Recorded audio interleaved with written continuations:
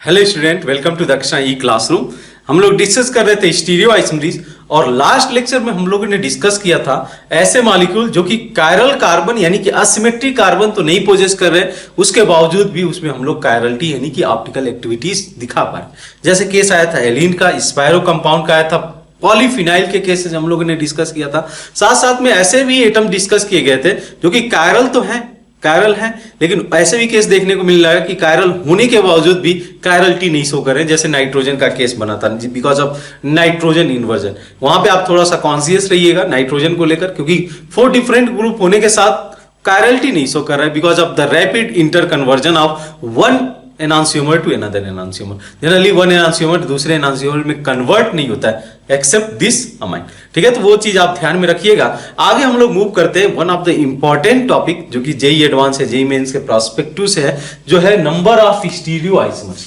Number of stereo isomers ये इसलिए मैं इंपॉर्टेंट बोल रहा हूं कि आपको देखने को मिलेगा कि इस पार्टिकुलर सेक्शन से आपको 1 और 2 क्वेश्चंस एवरी टाइम, आपको एवरी ईयर्स क्वेश्चंस इससे मिलेंगे। नंबर ऑफ स्टीरियो आइसोमर्स ये हम लोग का टॉपिक है। देखेंगे किस तरीके से अप्रोच रखा जाएगा डिफरेंट केसेस के लिए, किस तरीके से हम लोग को अप्रोच रखना होगा number of stereo isomers generate करने के लिए। ठीक है, तो पहले हम लोग नंबर ऑफ स्टीरियो आइसोमर्स देख ले। पहले ये डिफाइन कर लेते हैं कि स्टीरियो सेंटर क्या होता है, यानी कि स्टीरियोजेनिक सेंटर क्या होता है।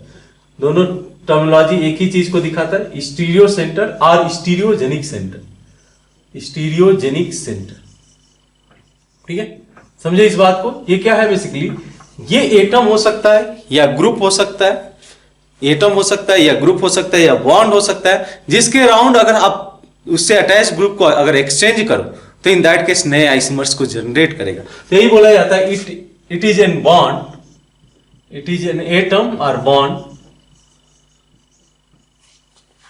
इन एटम और bond which generate a new isomers जो कि प्रीवियस वाले से कंप्लीटली डिफरेंट होगा। इट इज एन एटम और bond which generate a new isomers on interchanging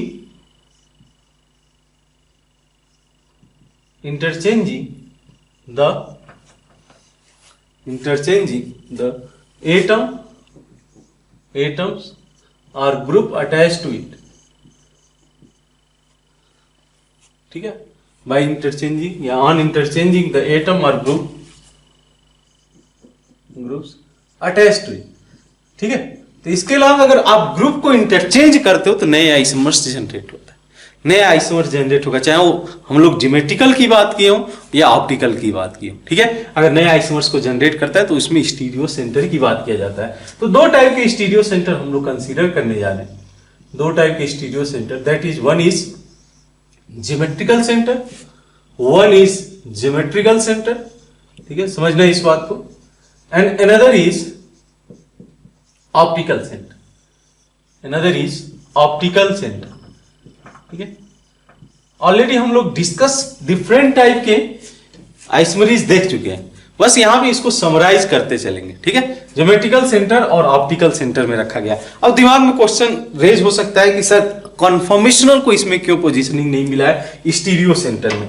conformational और दो स्टीरियो आइसोमरीज शो करेगा, कन्फॉर्मेशनल स्टीरियो आइसोमरीज का पार्ट है, बट प्रॉब्लम है क्या, इसमें हम लोग infinite number of stereo isomer generate कर सकते हैं। Infinite number of stereo isomers, अगर मान लो थोड़ा भी एंगल चेंज करोगे तो एक नए आइसोमर्स को जनरेट करेगा ये। तो लेकिन यहां पे हम लोग बेसिकली कॉन्फिगरेशनल पे ज्यादा फोकस है, जो रिलेटेड है कॉन्फिगरेशनल से। मींस अगर आप पोजीशन में एक ग्रुप को इंटरचेंज करो और नए आइसोमर जनरेट हो जाए तो इन दैट केस उसको हम लोग कंसीडर करेंगे स्टीरियो सेंटर में।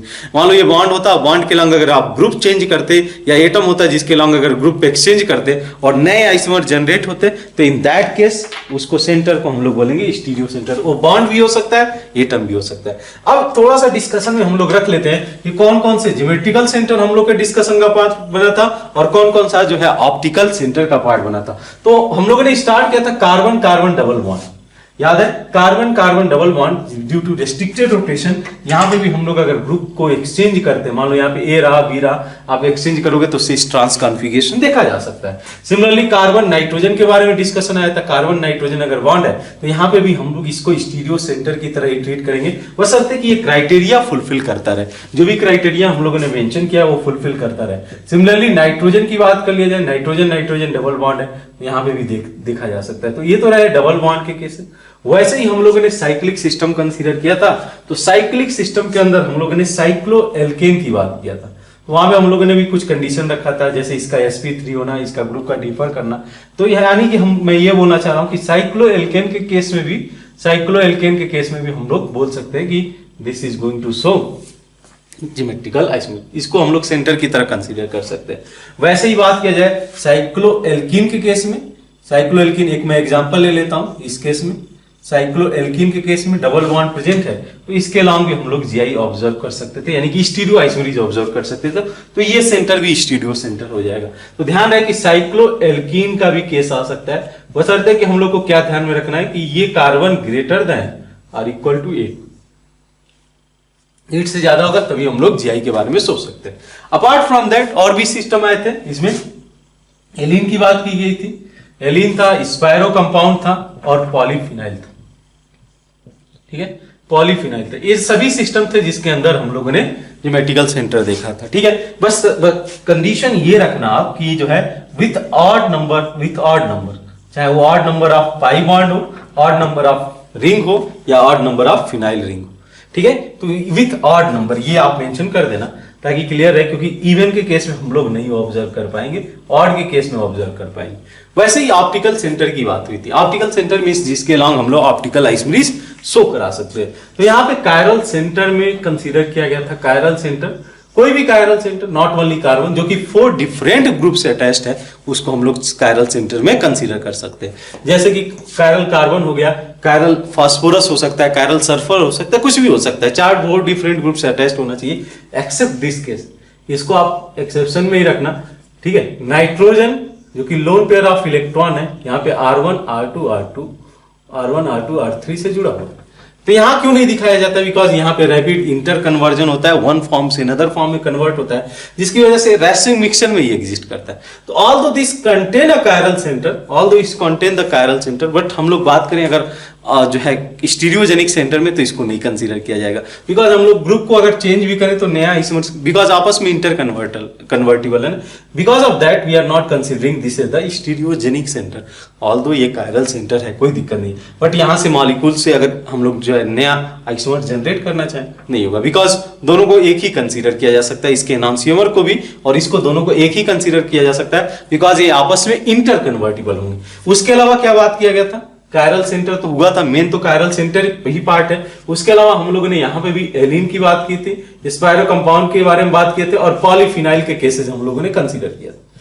पॉलीफिनाइल, अब यहाँ पे केस क्या था, यहाँ पे जस्ट यहाँ पे रिवर्स हो गया था कि हम लोग को यहाँ पे विथ इवन नंबर ऑफ, या तो पाई बॉन्ड हो, even number of pi bond हो, या स्पायरो हो, ये हो जाए, स्पायरो का केस हो जाए, ठीक है। तो इवन नंबर होना चाहिए, स्पायरो में रिंग होगा, पॉलीफिनाइल में फिनाइल रिंग होगा, बस ये, ठीक है। तो अगर ऐसे कुछ केस दिया हुआ है ना, कार्बन कार्बन कार्बन, ऐसे कुछ केस दिया हुआ है, तो ध्यान रहे इसको आप एक सेंटर की तरह ट्रीट करोगे। या अगर 3 दिए हुए हैं, ऐसे दे दिए हैं, कार्बन कार्बन कार्बन, ऐसे कुछ दे दिया गया, तो इसको एक स्टीरियो सेंटर की तरह ट्रीट किया जाएगा, ठीक है। तो ये सभी के सभी स्टीरियो सेंटर है, क्योंकि आगे हम लोग को पहचानना जरूरी पड़ेगा कि जब ये हम लोग कंसीडर करेंगे तो स्टीरियो सेंटर कैसे पहचानना, बिकॉज उसी के बेसिस पे तो हम लोग निकाल पाएंगे नंबर ऑफ आइसोमर्स, ठीक है। अब क्वेश्चन आता है कि नंबर ऑफ आइसोमर्स कैसे निकाला जाए, ठीक है। हम लोग जो है थोड़ा सा हट के मेथड फॉलो करेंगे, method for number of isomers.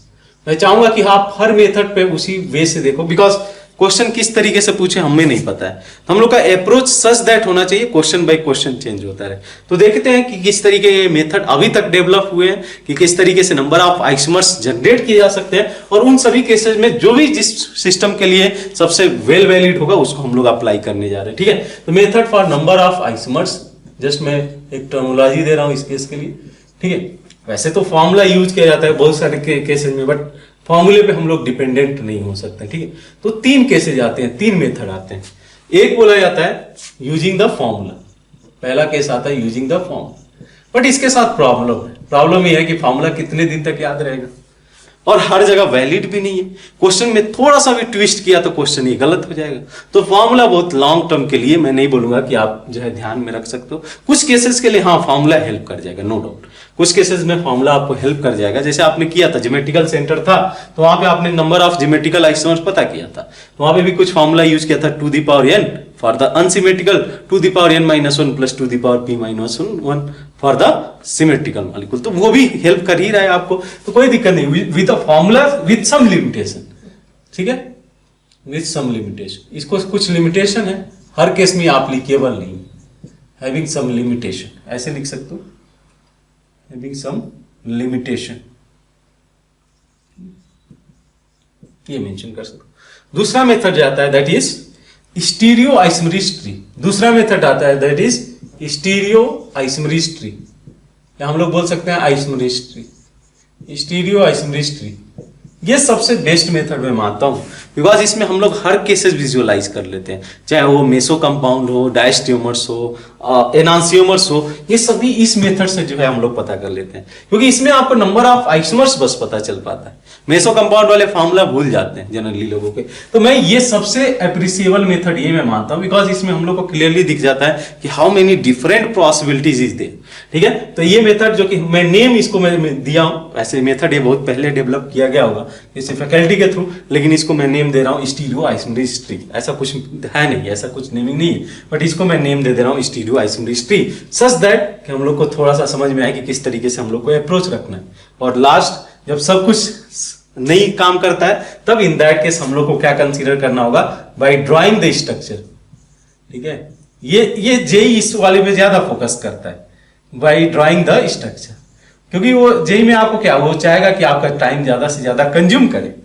तो इन दैट केस ये जब मामले सॉल्व नहीं कर पाएंगे तो आपको यहीं पे आना पड़ेगा, आपको स्ट्रक्चर को ड्रॉ करना पड़ेगा। और प्रीवियस ईयर के जितने भी क्वेश्चन उठा के देखिए तो आपको वैसे ही क्वेश्चन पूछे हैं जिसमें आपको स्ट्रक्चर को ड्रॉ करके देखना पड़ेगा कि कितने नंबर ऑफ आइसोमर्स फॉर्म कर रहे हैं, ठीक है। तो ये केसेस होते हैं, ये तीन अप्रोच है, using the formula, using the stereo isomeric tree और बाय ड्रॉइंग द स्ट्रक्चर, ठीक है। यहाँ पे जेई का वेटेज रहेगा, यहाँ इसके थ्रू में थोड़ा सा डिस्कशन, इससे भी क्वेश्चन बने हुए हैं, ऐसा नहीं है कि इससे नहीं क्वेश्चन बने हुए। तो कोई भी अप्रोच फॉलो करना, आप देखना कि कहाँ पे कौन सा अप्रोच सुटेबल, जहां पे जो भी सुटेबल होगा उसको फॉलो कर लिया जाएगा। मैं चाहूंगा कि आप तीनों मेथड को ध्यान से देखो। अब देखो फिर मॉलिक्यूल्स में हम लोग एंटर करें, हम लोग कंसीडर क्या करते हैं, दो टाइप के मॉलिक्यूल हम लोग कंसीडर करने जा रहे हैं। एक तो अनसिमेट्रिकल, ठीक है, अनसिमेट्रिकल, और दूसरा सिमेट्रिकल, ठीक है। पहले हम लोग सिमेट्रिकल मेंशन कर देते हैं, अनसिमेट्रिकल से ये आइडिया लग जाएगा कि क्या मैं बोलना चाह रहा हूं, ठीक है। अनसिमेट्रिकल दोनों के केस में डिफरेंट क्या है, ठीक है। ये बोला जाता है if you approach from the both end of the molecule to the middle of the molecule, then you will see same type of atom and same type of connectivity, same type of atom same type of connectivity, उसको हम लोग symmetrical molecule बोला जाता है, ठीक है। तो क्या बोले हम लोग, if you will approach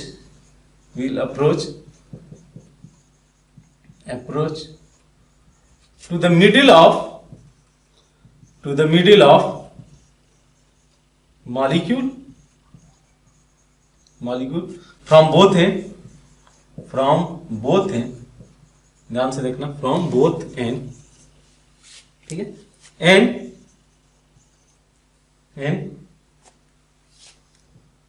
and observe same type of atom and have, ऐसे लिखा जा सकता है, ठीक है, from both end and have same type of atom with same connectivity, मतलब आप दोनों एंड से अप्रोच किए मॉलिक्यूल के साइड में, मॉलिक्यूल के सेंट्रल पार्ट में, और आपने क्या देखा कि सेम टाइप के एटम प्रेजेंट है with same type of bond, same type के एटम प्रेजेंट है with the same type of bond. यहां में क्या हो सकता है, वो यहाँ पे अनसिमेट्रिकल मॉलिक्यूल में कुल भी एटम भी चेंज हो सकता है, डिफरेंट एटम भी हो सकता है, अगर अप्रोच करो दोनों साइड से, और डिफरेंट क्या हो सकता है, कनेक्टिविटी भी हो सकती है, डिफरेंट बॉन्ड भी हो सकता है, तो भी पॉसिबल है। जैसे एक मैं सिंपल सा एग्जांपल आपके सामने रखता हूं, क्या ये मॉलिक्यूल सिमेट्रिकल होगा कि अनसिमेट्रिकल होगा? कैसे मैं बोल रहा हूं कि आप बोथ एंड से पकड़ो मॉलिक्यूल के और सेंट्रल पार्ट में मूव करते जाओ, one carbon with bonded with double bond, then carbon bonded with single bond. ऐसे ही अगर मैं, यानी कि इसको बोला जा सकता है सिमेट्रिकल मॉलिक्यूल। आप बस ये देखना है, उसके अलावा क्या ओरिएंटेशन है उससे मतलब नहीं है, किस टाइप का एटम प्रेजेंट है और किस तरीके का बॉन्ड इसमें प्रेजेंट है, कनेक्टिविटी सेम है कि नहीं, बोथ साइड से अगर आप आते हो। वैसे ही अगर मैं इसकी बात करूं, क्या ये मॉलिक्यूल को सिमेट्रिकल बोला जाएगा? सिमेट्रिकल बोला जाएगा। देखो आप इधर से जब जाते हो तो ये कार्बन कार्बन डबल बॉन्ड है, लेकिन इधर से आओगे तो कार्बन कार्बन सिंगल बॉन्ड है। तो क्लियरली आप देख सकते हो कि this molecule is unsymmetrical. I think हम लोगों ने ज्योमेट्रिकल में भी इस पॉइंट को मेंशन किया था कि सिमेट्रिकल क्या होगा, अनसिमेट्रिकल क्या होगा, क्योंकि सिमेट्रिकल के लिए अप्रोच अलग होगा, अनसिमेट्रिकल मॉलिक्यूल के लिए अप्रोच थोड़ा सा अलग होगा। ठीक है, फॉर्मूले भी अगर डिस्कस किए तो फॉर्मूले भी अलग होंगे। ठीक है, तो आइए वन बाय वन डिस्कशन में रखेंगे हम लोग। जो है पहले आप इसको मेंशन कर दो इस चीजों को, फिर हम लोग one by one system consider करते हैं और नंबर ऑफ स्टीरियो आइसोमर्स पता करते हैं using this three method. Using इसमें से ड्राइंग वाला देखेंगे कि कहां पे वेल वैलिड होगा। पहले आप इसको नोट डाउन कर लो। वन बाय वन सिस्टम हम लोग कंसीडर करते चलते हैं। पहला अनसिमेट्रिकल मॉलिक्यूल, पहला केस आप कंसीडर करना अनसिमेट्रिकल मॉलिक्यूल के केस में, अनसिमेट्रिकल मॉलिक्यूल। अब इसमें अप्रोच किया जाता है, जैसे बोलते हैं कि फॉर्मूला जो नंबर ऑफ आइसोमर्स की बात करें, नंबर ऑफ स्टीरियो आइसोमर्स की बात करें तो ये आता है आपका स्टीरियो आइसोमर्स, ये कितना आएगा 2 दी पावर n। अभी बताते हैं 2 दी पावर n क्यों आएगा। ठीक है, 2 दी पावर n। तो आप देखो इस केस में कैसे, जैसे एक एग्जांपल मैं कंसीडर करता हूं, लाइक दिस डबल बॉन्ड और यहां पे ब्रोमीन में अटैच करो। पहले आपको पहचानना होगा कि कौन कौन सा स्टीरियोजेनिक सेंटर यानी कि स्टीरियो सेंटर प्रेजेंट है मॉलिक्यूल के अंदर। तो वही आपको देखना पड़ेगा कि ऑप्टिकल सेंटर कितने हैं और इस केस में आपके ज्योमेट्रिकल सेंटर कितने हैं। दोनों को मिक्स करके ही देखना होगा आपको कि कितने स्टीरियोजेनिक सेंटर है। देखो आप इस केस में इसको कंसीडर किया जा सकता है, ठीक है, इसको कंसीडर कर सकते हो, उसके साथ साथ ये डबल बॉन्ड भी कंसीडर किया जा सकता है। तो देखो आप, तो अगर मैं इसके अलावा दो पॉसिबिलिटी देखता हूं आर और एस का, इसके अलावा दो पॉसिबिलिटी देखा जा सकता है ई और जेड का। टोटल नंबर ऑफ कॉम्बिनेशन कितने पॉसिबल है? अगर मॉलिक्यूल अनसिमेट्रिकल है तो ऑब्वियसली इसके लिए 2 पॉसिबिलिटीज है, इसके लिए 2 पॉसिबिलिटीज है, यानी कि अगर नंबर ऑफ आइसोमर्स ऐसे ही रहे अनसिमेट्रिकल मॉलिक्यूल के केस में तो 2 दी पावर n हो जाएगा, 2 दी पावर n हो जाएगा। जहां तक बात करें मेसो कंपाउंड का, इस केस में मेसो कंपाउंड पॉसिबल है क्या? मेसो कंपाउंड देखो आप एक बार, क्या मेसो कंपाउंड पॉसिबल होगा क्या? नहीं, बिकॉज ये मॉलिक्यूल तो हमेशा अनसिमेट्रिकल है, तो इस केस में प्लेन ऑफ सिमेट्री तो होगी नहीं, कभी प्लेन ऑफ सिमेट्री नहीं सोचा जा सकता है। तो ये तो रहा formula base 2 the power n। Formula कैसे है? 2 इसके लिए केसेज है, 2 इसके लिए केसेज है। Total number of combination possible is 2 the power n। अब अप्रोच में दूसरा मैं बताना चाह रहा हूं जो ट्री वाला है, स्टीरियो आइसोमरस ट्री वाला। एक तो ड्रॉ करने जाओगे तो ड्रॉ करने में थोड़ा टाइम तो लगेगा इस केस में। एक और चीज होता है कि आप जो है आइसोमरस ट्री के लिए जाओ। क्या मैं ट्री कैसे बना रहा हूं ये ध्यान से देखना, एक बार सीख गए तो आप खुद से प्रैक्टिस कर सकते हो इजीली। मैं बोला हूं कि इसके अलावा जो कॉन्फ़िगरेशन है 2 पॉसिबिलिटीज हो सकती है आर और एस का, ठीक है, आर और एस का। इस ट्री को आगे बढ़ाओ, इस ट्री को आगे बढ़ाओ। मैंने ये 2 पॉसिबिलिटीज को लिख दिया। यहां फर्दर अगर आप पॉसिबिलिटी देखोगे तो आर के साथ ई हो सकता है या आर के साथ जेड हो सकता है। क्लियर है? नेक्स्ट चेन में जाओ तो ये हो सकता है आर एस के साथ ई और एस के साथ जेड हो सकता है। ठीक है, ये टोटल 4 कॉम्बिनेशन पॉसिबल है। क्योंकि मॉलिक्यूल सिमेट्रिकल नहीं है तो इन दैट केस कोई भी केस सेम नहीं होने वाला है। तो this 4 possible cases are there, 4 possible cases are there. कितने इसमें से मिरर इमेज होंगे? अब क्वेश्चन यहां से बन जाता है कि how many enantiomeric pair is there. तो आपको पता है कि आर का मिरर इमेज यस होगा, तो देखो आप इसके अलावा तो कुछ नहीं चेंज होगा ना, ये तो ज्योमेट्रिकल है, इसके अलावा भी चेंज नहीं होगा। तो यानी कि मैं अगर मिरर इमेज बनाऊं, आर ई का मिरर इमेज क्या हो जाएगा? ये हो जाएगा एस ई। आर का मिरर इमेज एस हो जाएगा और आर जेड का मिरर इमेज क्या हो जाएगा? S Z. तो ये हमारे पास एनोन्सिमेरिक पेयर है। तो अगर कोई पूछता है कि हाउ मेनी डाइस्टेमर इज पॉसिबल, तो कितने केसेज होंगे डाइस्टेमर्स के? उस केस में आपको वो कंसीडर करना है कि जो नॉन मिरर इमेज वाले हैं। तो नॉन मिरर इमेज वाले हटा दो, 2 हटा दो तो 2 बचेंगे। तो अगर कोई पूछता है कि हाउ मेनी, देखो आप क्वेश्चन इसीलिए मैं बोला कि ट्री से आपको हर तरीके का जवाब मिल जाएगा, हर तरीके का जवाब मिल जाएगा। जैसे यहां से बोला जाए कि नंबर ऑफ आइसोमर्स कितने हो जाएंगे? नंबर ऑफ आइसोमर्स के केस देख लो आप, नंबर ऑफ आइसोमर्स सिंपली हो जाएगा ये 4। कोई बोलता है नंबर ऑफ डायस्टेमर्स, तो डायस्टेमर क्या होता है? Non mirror image. तो जो मिरर इमेज वाले हैं उस पार्ट को हटा दो, ठीक है। इसके मिरर इमेज, ई के मिरर इमेज के बारे में मत सोचो, ये कायरल थोड़े है, कायरल सेंटर की है, आर का यस हो जाएगा। तो नंबर ऑफ डायस्ट्यूमर्स की बात करें तो ये हो जाएगा। पूछता है कि नंबर ऑफ एनान्सियोमरिक पेयर कितने हो जाएंगे, एनान्सियोमरिक पेयर देख लो कितने हो जाएंगे, इस केस में 2 हो जाएंगे, 2 पेयर है ना, आर ई और एस आर जे, ये 2 पेयर है। Meso compound that is equal to 0, meso is equal to 0। देख सकते हो सभी इंफॉर्मेशन मिल जा रहा है इस केस में। तो इसीलिए मैं बोलता हूं कि जो ट्री वाला है ये आपको सीखना पड़ेगा, थोड़ा सा आपको आइडिया देगा, अच्छे मतलब एक तरीके से आप अप्रोच इजीली कर सकते हो इस केस में। नेक्स्ट हम लोग प्रॉब्लम देखते हैं, ठीक है। नेक्स्ट प्रॉब्लम हम लोग देखते हैं लाइक दिस, सेकेंड ऐसे ही आप कंसीडर करो CH3, ठीक है, CH3 CH double bond CH, ठीक है, यहां पे मैं Br ले लेता हूं और यहां पे CH Cl CH। पहले आपको स्टीरियो सेंटर पहचानने आना चाहिए कि कौन कौन सा स्टीरियो सेंटर पॉसिबल है। इसको कंसीडर किया जा सकता है 1 स्टीरियो सेंटर, ठीक है। वैसे ही आप इसको स्टीरियो सेंटर कंसीडर कर सकते हो, इसको स्टीरियो सेंटर कंसीडर कर सकते हो, ठीक है। तो अगर मैं बात करूं इसमें नंबर ऑफ स्टीरियो सेंटर 3 आ गए। ये हमारा ज्योमेट्रिकल सेंटर है, ये हमारा ऑप्टिकल सेंटर है, ये भी ऑप्टिकल सेंटर है, ठीक है। तो क्या क्या पॉसिबिलिटी बनेगी इस केस में, E और Z की पॉसिबिलिटी है। वैसे ही मैं इस कायरल सेंटर की बात करूं तो R और S की पॉसिबिलिटी है, इसके लिए R और S की पॉसिबिलिटी है। तो आपके पास फॉर्मूला है, अगर अनसिमेट्रिकल मॉलिक्यूल है तो फिर तो फॉर्मूला के लिए जाओ। अगर ये नंबर ऑफ आइसोमर्स पूछा है, नंबर ऑफ स्टीरियो आइसोमर्स पूछा है, तो नंबर ऑफ स्टीरियो आइसोमर्स कितने हो जाएंगे, नंबर ऑफ स्टीरियो आइसोमर्स, ठीक है। अगर कोई पूछ दे तो सिंपली आप 2 दी पावर 3 कर दो, 3 कायरल सेंटर है तो 2 दी पावर 3 ये आपको 8 दे देंगे, ठीक है। लेकिन अगर डायस्ट्यूमर पूछेगा, नंबर ऑफ एनान्सियोमरिक पेयर पूछेगा, तब आपको सोचना पड़ेगा कि कितने एनान्सियोमरिक पेयर है। तब हमारे पास एक ही रास्ता बचता है कि हम लोग ट्री ड्रॉ कर ले, अदरवाइज पूरा स्ट्रक्चर ड्रॉ करो। अब ऑब्वियसली है कि आर्ट स्ट्रक्चर ड्रॉ करने में आपको टाइम तो लगेगा, इसलिए मैंने बोला कि ये ट्री वाला अप्रोच फॉलो करना। कैसे है ये ट्री, ये देखो इसकी पॉसिबिलिटी E और Z को सेपरेटली मैंने लिख दिया, E और Z को सेपरेटली लिख दिया। फर्दर इसकी ब्रांचिंग करते हैं तो E के साथ R का कॉम्बिनेशन हो सकता है, E के साथ S का कॉम्बिनेशन हो सकता है, लाइक दिस यहां से। वैसे ही Z के साथ R का कॉम्बिनेशन हो सकता है, Z के साथ S का कॉम्बिनेशन हो सकता है। फर्दर आप इसको ब्रांचिंग करो, यहाँ पे E R R और यहाँ पे हो जाएगा या तो E R S, ये पॉसिबिलिटीज है। इसको फर्दर करो तो E S R, थोड़ा सा टाइम टेकिंग है बट यहां से आपको करेक्ट आंसर तक पहुंच जाएगा। E S, ठीक है, S हो जाएगा।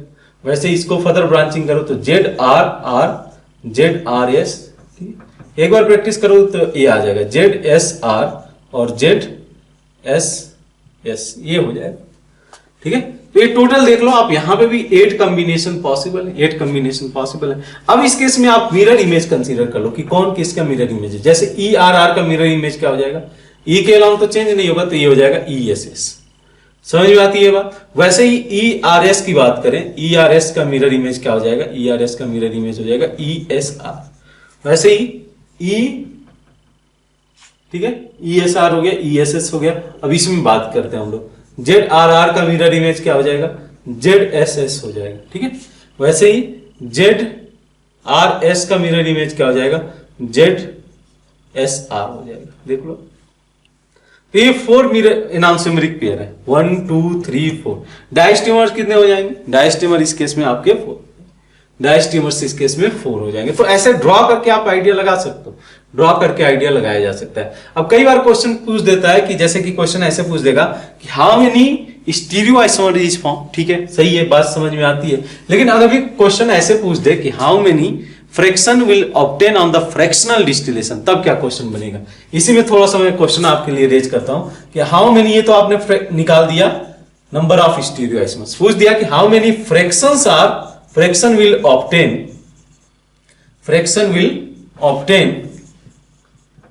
On fractional distillation, on fractional distillation. तब इस केस में जवाब क्या होगा आपका, ठीक है। थोड़ा सा लॉजिक है यहाँ पे, ऐसे क्वेश्चन के लिए थोड़ा सा लॉजिक है, समझना इस बात को कि हम लोगों ने पहले भी मेंशन किया होगा कि enantiomers have same physical and chemical property, but diastereomer की फिजिकल और केमिकल प्रॉपर्टी डिफर करती है।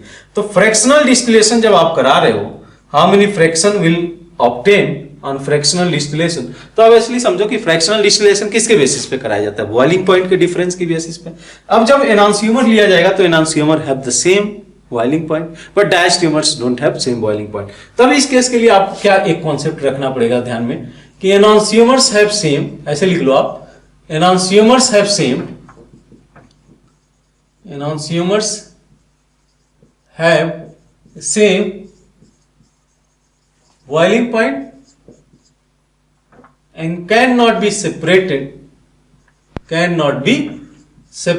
by किससे सेपरेट नहीं किया जा सकता है, separated by fractional distillation, can not be separated by fractional distillation. Fractional distillation से इसको सेपरेट नहीं किया जा सकता, ठीक है, can not be separated by fractional distillation, ठीक है। तो यहां पे अगर पूछा जाए कि how many fraction will obtain, but diastereomers के डिफरेंट प्रॉपर्टी होती है, diastereomers have different boiling point. अगर डिफरेंट बॉइलिंग पॉइंट है तो फ्रैक्शन में ऑब्टेन होंगे, तो ये इसका डायस्ट्यूमर्स हो जाएगा, ये दोनों डायस्ट्यूमर्स होंगे ना। एनांसियोमर दो ही रिलेशन तो होता है, या तो एनांसियोमर्स होंगे या तो डायस्ट्यूमर्स होंगे, या तो एनांसियोमरिक रिलेशन होगा या डायस्ट्यूमरिक रिलेशन होगा। तो अगर ये इसके साथ एनांसियोमर है तो इसके साथ तो डायस्ट्यूमर होगा। ये सिमिलरली ये मिरर इमेज तो है नहीं, नॉन मिरर इमेज है, ये भी नॉन मिरर इमेज है। तो बता सकते हो इस केस में आंसर आपका क्या होगा कि कितने फ्रैक्शन ऑब्टेन होंगे। ये दोनों साथ में आएंगे, ये दोनों साथ में आएंगे, ये दोनों साथ में आएंगे, ये दोनों साथ में आएंगे, दो भी एनांसियोमरिक पेयर है वो साथ ही में आएंगे। लॉजिक क्या है कि एनांसियोमरिक हैव सेम बॉइलिंग पॉइंट, अगर सेम बॉइलिंग पॉइंट है तो फ्रैक्शनल डिस्टिलेशन में उसको सेपरेट नहीं किया जा सकता है। उसके लिए फिर हम लोग को रिजोल्यूशन के लिए जाना पड़ेगा, जैसे हम लोग करते थे रिजोल्यूशन। तो यहाँ भी आंसर बता सकते हो 8 तो ये है, यहाँ पे आंसर हो जाएगा इसका 4, इसका आंसर हो जाएगा 4, ठीक है। ये केस कंसीडर कर सकते हो। नेक्स्ट देखते हैं, नेक्स्ट क्वेश्चन देखते हैं 3 CH3 CH double bond CH, ऐसे कुछ हो केस, थोड़ा सा आप ध्यान देना। इसको मैं ले लेता हूं Br CH Cl, यहां पे ऐसे कुछ केस है, ठीक है। इसमें बताना है कि how many isomers are possible, ठीक है। इस केस में how many isomers are possible, fraction वाला आप ट्राई करना, how many isomers are possible. इस केस में देखो आप पहले कायरल सेंटर या स्टीरियो सेंटर पहचानो, पहले आप स्टीरियो सेंटर पहचानो। 1 हो गया, ये 2 हो गया। अच्छा, इसके अलोंग रिंग के अलोंग देखो आप कुछ स्टीरियो आइसोमरीज देखा जा सकता है क्या? ये तो कायरल सेंटर तो नहीं होगा, ये भी कायरल सेंटर नहीं होगा, तो मैं क्या बोल सकता हूँ, रिंग के अलोंग सिस और ट्रांस देखा जा सकता है, तो इसको मैं एक कायरल सेंटर की तरह ट्रीट करूंगा। ये हो जाएगा 2 the power 3, that will give how much, that will be, simple सा केस है आपके सामने, 2 the power 3 that is equal to 8। Fourth की बात करें, थोड़ा सा मॉडिफिकेशन मैं कर रहा हूं ऐसे। इसके लिए पूछा गया कि how many diastereomers is possible for this case, how many diastereomers is possible, bromine chlorine, how many diastereomers are possible for this case. कैसे अप्रोच रखा जाएगा, अनसिमेट्रिकल मॉलिक्यूल है, 1 2 3 कायरल सेंटर है, तो 2 the power 3 8 हो जाएगा, ठीक है। अब जब 8 हो जा रहा है तो इस केस में समझना 8 आउट ऑफ 8 जो भी कंसीडर किया जाएगा इस केस में, आउट ऑफ 8 एक तो यही मॉलिक्यूल हो गया, ठीक है, और एक इसका मिरर इमेज होगा कि नहीं, मिरर इमेज। तो इन दैट केस अगर नंबर ऑफ डायस्ट्यूमर पूछा है कि how many diastereomer will be possible, तो आपको कंसीडर क्या करना पड़ेगा, इसका एक मिरर इमेज हटाना पड़ेगा, जैसे ये केस पूछ दिया कि how many diastereomer is diastereomeric relation will be there, तो इन दैट केस आपको कंसीडर करना पड़ेगा, तो इस केस में 6 हो जाएगा। 6 अदर डायस्ट्यूमर्स फॉर्म करेंगे अपार्ट फ्रॉम दिस, 6 अदर होंगे जो डायस्ट्यूमरिक रिलेशन रखेंगे, एक ही के साथ ये एनांसियोमरिक रिलेशन रखेगा, एक ही के साथ में ये एनांसियोमरिक रिलेशन रखेगा। जैसे ERR का रिलेशन इसके साथ में, तो ये अदर के साथ में क्या होगा, चाहे वो इसको ले लो, आप इसको ले लो, या इसको ले लो, या इसको ले लो, या इसको ले लो, इसके साथ में ये डायस्ट्यूमरिक रिलेशन रखेगा। तो यहाँ पे वही क्वेश्चन पूछा था कि डायस्ट्यूमरिक रिलेशन, हाउ मेनी डायस्ट्यूमर्स रिलेशन, ठीक है, विद दिस कंपाउंड, ठीक है। तो एक इसको हटा दिया और एक मिरर इमेज को हटा दिया। अच्छा, थोड़ा और केस कंसीडर करें इसमें, ये देखना, ठीक है, यहां पे मैं फ्लोरीन लगा देता हूं, यहां पे क्लोरीन, मॉलिक्यूल सिमेट्रिकल तो नहीं है ना, ये पहचानना आसान है, इधर से अप्रोच करो या इधर से अप्रोच करो, आपको सिमिलर तरीके से क्वेश्चन मिले। आप चाहो तो इसको ड्रॉ कर, आइसोमेट्रिक ट्री ड्रॉ करके एक बार प्रैक्टिस कर सकते हो। क्या करना है, इसमें RS कॉन्फ़िगरेशन ले लेना, इसके लिए RS ले लेना और इसके लिए EZ ले लेना। एक बार खुद से ट्राई करना इसका जो है आइसोमेट्रिक ट्री बना के, स्टीरियो आइसोमेट्रिक ट्री बना के। इस केस में कायरल सेंटर कैसे कंसीडर किया जाएगा, 1 ये हो जाएगा 2। अब क्वेश्चन रेज होता है कि इसको कायरल सेंटर आप लोगे, इसको कायरल सेंटर लोगे या दोनों को उसमें आप ज्योमेट्रिकल लोगे। तो इस केस में क्या करते हैं हम लोग, जब इस तरीके का केस आ जाए तो हम लोग स्टीरियो सेंटर ही कंसीडर करते हैं इसमें, जो कि ऑप्टिकल सेंटर होगा, chiral centre. Geometrical centre consider करने की जरूरत नहीं, क्योंकि जब आप ऑप्टिकल काउंट करोगे ना, ऑप्टिकल कंसीडर करोगे तो ज्योमेट्रिकल अपने आप उसमें काउंट हो जाएगा। तो ये या दोनों को सेंटर आप कंसीडर कर लो। तो देख लो आप 1 2 3 4 नंबर ऑफ आइसोमर्स पूछा गया, तो 2 द पावर 4 हाउ मच, देखो आप 8 into 2 that is equal to 16। इस केस में आपको हो जाएगा 16। थोड़ा सा एक और केस देख लेते, एक और केस कंसीडर कर लो, HC डबल बॉन्ड C, ये केस हो गया क्लोरीन।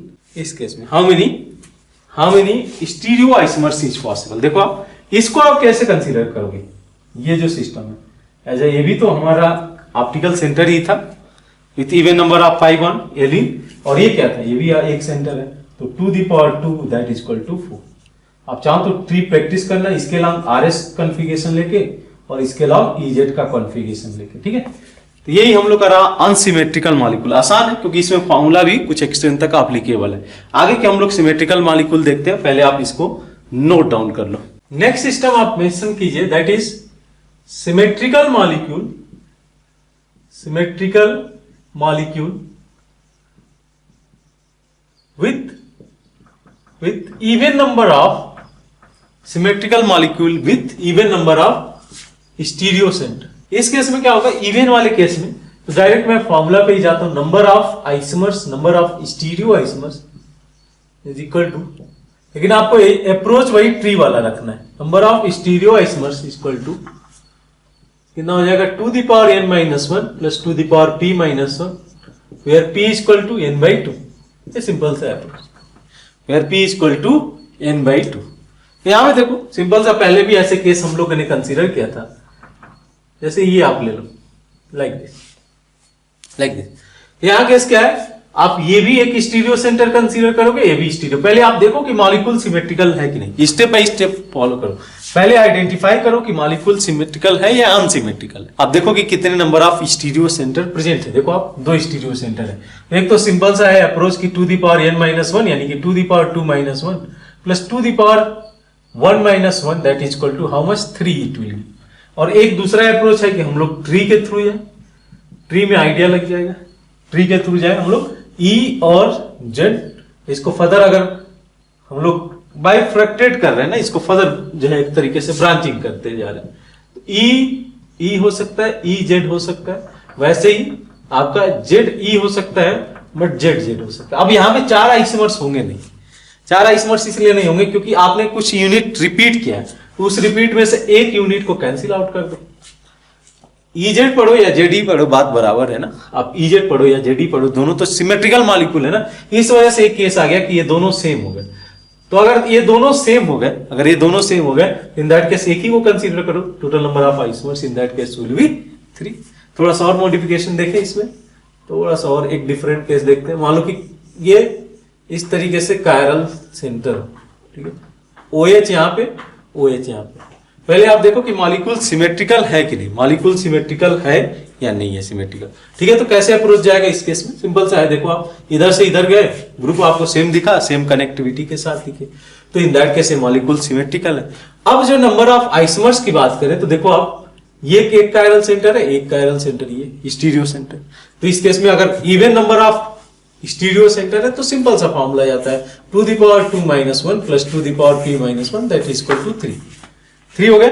लेकिन अब अगर आपको अप्रोच करना है थ्रू किसके थ्रू, अप्रोच करना है इसके ट्री के थ्रू, क्योंकि ट्री में आपको नंबर ऑफ स्टीरियो आइसोमर्स तो देगा ही, डाइस्टीमर भी पता चल जाएगा और मेसो कंपाउंड भी पता चल जाएगा। जैसे ट्री के केस में कैसे करेंगे, R और S इसके अलावा पॉसिबल है, 2 पॉसिबिलिटीज है, और R और S इसके अलावा पॉसिबल है। देखो आप क्या करोगे, इसको लिखोगे RR और इसको लिखोगे RS, वैसे ही आप क्या लिखोगे SR और SS। इन दोनों का मीनिंग नहीं बनता है, दोनों सेम ही है। ठीक है, अब देखो आप इसमें से कौन सा मिरर इमेज है। आर का मिरर इमेज क्या है, एस एस, ऑप्टिकली एक्टिव होगा, और आर एस का मिरर इमेज नहीं होगा, बिकॉज ये दोनों सेम ही हो गए ना। इस तो प्लेन ऑफ सिमेट्री हो जाएगा। आर एस को फिर क्या कंसीडर किया जाएगा, ये हमारा मेसो कंपाउंड हो गया। ठीक है, तो देख सकते हो 1 एनॉन्सिमेरिक पेयर, 1 आपका मेसो कंपाउंड है, 1 आपका मेसो कंपाउंड है। डायस्टीमर कितने हो जाएंगे, 2 हो जाएंगे। तो ऐसे आपको सिंपल अप्रोच रखना। इस केस में बहुत कुछ करने के लिए इसमें नहीं है, थोड़ा सा और मॉडिफिकेशन मैं करूंगा इसमें, देखते हैं, with even number of chiral centre. ठीक है, तो कितना हो जाएगा, देखो आप पहले सिमेट्रिकल है कि नहीं, yes it is symmetrical. Number of chiral centre ये हो गया 1 2 3 4, to the power n minus 1 यानी कि to the power 4 minus 1 plus to the power 4 by 2 minus 1 that is equal to 2 minus 1 plus 1 आपका ये दे देगा 10। एक बार ट्री बना के देखना कि इसमें 10 केसेज आ रहे हैं कि नहीं, इसमें 10 केसेज आ रहे हैं कि नहीं। जो रिपीटिंग यूनिट होगा उसको आपको कैंसिल आउट करना होगा। टोटल वैसे अनसिमेट्रिकल होता तो 16 आते, लेकिन चूंकि यहाँ पे सिमेट्रिकल मॉलिक्यूल है तो बहुत सारे केसेस कैंसिल आउट हो जाएंगे। तो फॉर्मूला से तो 10 आ गया, एक बार आप इससे ड्रॉ करके देखो थ्रू द आइसोमेरिक ट्री। तो नेक्स्ट सिस्टम बढ़ते हैं हम लोग इसमें। Next system symmetrical molecule, third symmetrical molecule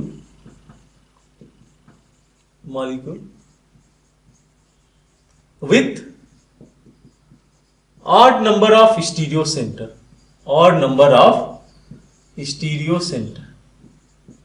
ठीक है, इसके दो केसेस बनते हैं। पहला, if GI lies in the middle, GI lies in middle, अगर GI बीच में, तब इन दैट केस क्या अप्रोच जाएगा इसके लिए। अगर GI बीच में आ जाता है तो सिंपल सा इसका फॉर्मूला वही जाता है पहले जो हम लोगों ने कंसीडर किया था, to the power n minus 1 plus to the power p minus 1, where p equal to n plus 1 by 2। ठीक है, क्या बोला गया, with odd number of stereo centre such that कि GI lies in the middle. B का case अगर consider किए, ठीक है, कि if optical isomerism lies in middle, optical isomerism lies in middle, तब केस क्या होगा, optical isomerism lies in the middle, तब केस क्या होगा। तो यहां पे जो फॉर्मूला जाता है to the power n minus 1 जाता है। थोड़े से केसेस कम हो जाएंगे, इस केस में। ठीक है, तो यहां पे जैसे कि एक सिंपल सा एग्जांपल मैं ले लेता हूं और ट्राई करते हैं हम लोग। जैसे ये केस कंसीडर करना कि अगर मिडिल में लाइज करता है तो CH डबल बॉन्ड CH, ठीक है, ऐसा कुछ केस ले लें हम लोग, OH CH double bond CH। ठीक है, यहाँ पे मैं CH ले लेता हूँ और यहाँ पे ब्रोमीन ले लेता हूँ, CH3। सिमेट्रिकल मॉलिक्यूल है ना, तो यहाँ पे आप ब्रोमीन ले लो, दोनों को सेम रखो। अब GI आपका सेंटर में लाइज कर रहा है, ठीक है, GI आपका सेंटर में लाइज कर रहा है, मिडिल में, तब इन दैट केस क्या अप्रोच जाएगा, उस केस में two the power n minus 1 plus to the power p minus 1 case consider किया जाएगा। तो यहाँ पे ये एक सेंटर हो गया, एक सेंटर ये हो गया और एक सेंटर ये हो गया। ठीक है, क्लियर है ये बात, ये सेंटर हो गया। तो two the power n minus 1 यानी कि to the power 3 minus 1 that is equal to the power 2 plus to the power 3 plus 1 by 2 यानी कि टू द पावर 2 माइनस 1 यानी कि टोटल आपका इस केस में 6 मिल जाएगा। कब, जब ज्योमेट्रिकल सेंटर लाइज करेगा मिडिल में, ज्योमेट्रिकल सेंटर लाइज करेगा मिडिल में। तो पहले उस केस को कंसीडर कर लेते हैं, ये केस अभी हम लोग देखेंगे, पहले इसी केस को कंसीडर कर लिया जाए कि GI lies in the middle. अब थोड़ा सा इसको ट्री बना के समझते हैं कि कैसे केसेज होंगे। तो यहाँ पे हम लोग R और S केसेस देख सकते हैं, इसके अलावा EZ की पॉसिबिलिटी देख सकते हो और इसके अलावा RS की पॉसिबिलिटी देख सकते हो। तो ट्री बनाया जाए तो R और S जाएगा। इसको फर्दर अगर आप ब्रेक करते हो तो R के साथ E कॉन्फ़िगरेशन आएगा और R के साथ Z कॉन्फ़िगरेशन हो सकता है। सिमिलरली S के साथ E आ सकता है या S के साथ Z आ सकता है। इसको फर्दर आप करो तो R E R हो सकता है या R E S की पॉसिबिलिटीज है। सिमिलरली R Z R या R Z S हो सकता है। ठीक है, इसको करो तो S E R और S E S हो सकता है। सिमिलरली S Z R हो गया और S Z S हो गया। एक पॉसिबिलिटीज निकल के आ रही है। अब देखो इसमें से कौन कौन से सेम हो जाएंगे, क्योंकि टोटल तो यहाँ पे 8 आया है, कौन कौन सा सेम हो जाएगा। तो R E R दिया हुआ है, R E S दिया हुआ है, तो सिमेट्रिकल मॉलिक्यूल है तो कहीं ना कहीं आपका S E R भी होगा, तो S E R cancel out हो जाएगा। वैसे ही हम लोग कंसीडर करें R Z S, कहीं ना कहीं S Z R होगा इसको। ठीक है, तो ये दोनों नहीं कंसीडर किए जाएंगे बिकॉज ये दोनों के सिमिलर है। ये दोनों सिमिलर है। तो आप कंसीडर कर लो कितने आइसोमर्स हैं, 1 2 3 4 5 6। ठीक है, अब इससे एनांसियोमर पूछेगा तो एनांसियोमरिक पेयर दिखा देना, दिखा पाओगे एनांसियोमरिक पेयर? जैसे इस केस में क्या हो जाएगा, आर ई आर का जो एनांसियोमर होगा, इस मिरर इमेज होगा, वो हो जाएगा एस ई एस। समझ में आता है बात? वैसे ही अगर आर ई एस का मिरर इमेज की बात करें, आर ई एस के मिरर इमेज की बात करें, तो ये तो जो है मेसो कंपाउंड हो जाएगा ना, इसका तो कोई मिरर इमेज है ही नहीं इस केस में, तो ये मेसो में काउंट किया जाएगा। और उसके अलावा मेसो में कौन सा आ जाएगा, जैसे देखो आर जेड एस हो जाएगा, प्लेन ऑफ सिमेट्री है इसमें, एक आर है और एक एस है, इसके बीच से प्लेन ऑफ सिमेट्री हो जाएगा। तो ये दोनों मेसो कंपाउंड होंगे। ठीक है, जिसका इसमें मिरर इमेज ना हो ना, वो मेसो कंपाउंड में कंसीडर किया जा सकता है। ठीक है, तो ये मेसो हो गया। और कौन सा पेयर है जो मिरर इमेज होगा, आर जेड आर का मिरर इमेज हो जाएगा एस जेड एस। ठीक है, तो ये दोनों पेयर एनांसियोमरिक पेयर कहलाएंगे, ये दोनों मेसो कंपाउंड है। डायस्टीमर पूछेगा तो 1 2 3 4 डायस्टीमर्स कंसीडर किए जाएंगे।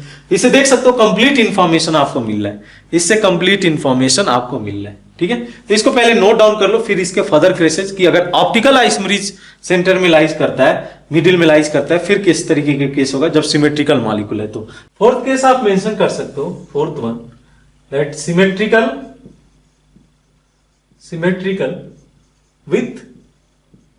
with odd number of stereo centre, जो अभी हम लोगों ने कंसीडर किया था। इवन के केस में तो उतना सोचना नहीं है, ऑड के केस में क्या था कि हम लोगों ने ऑप्टिकल अगर लाइज करेगा बीच में तो अलग होगा, ज्योमेट्रिकल लाइज करेगा तो अलग होगा। और ज्योमेट्रिकल वाला ऑलरेडी हम लोगों ने मेंशन किया 2 the power n-1 plus 2 the power p-1। इस केस में क्या होगा, number of stereo isomers, number of stereo isomers कितने बन जाएंगे इस केस में, ये सिंपली हो जाएगा 2 द पावर n-1। ठीक है, 2 द पावर n-1। अब जो भी हो इस केस में आप कंसीडर कर लेना कितने स्टीरियो सेंटर है, तो थोड़ा सा कम आएंगे। इसको थोड़ा सा समझते हैं, ऐसे क्या होना चाहिए, ये केस किसके लिए कंसीडर कर रहे हैं, इफ, ठीक है, उसी का बी केस कंसीडर कर लो, b if y lies in middle, y means optical isomerase lies in middle। ठीक है, मिडिल, तब ये केस जनरेट होकर आएगा। तो number of stereo isomer equal to 2 the power n-1, जैसे ये केस है आपके साथ। ठीक है, ऐसा कुछ कंसीडर कर लो, यहां पे OH रख लो। ठीक, तो ये जो सेंटर है ना, इसको बोला जाता है pseudo chiral centre. Pseudo chiral centre, ये लग रहा है कि कायरल सेंटर होगा, बट बहुत सारे केसेस में कायरल सेंटर नहीं होगा। जब इसके अलावा कॉन्फ़िगरेशन सेम होगा तब ये कायरल सेंटर नहीं होगा।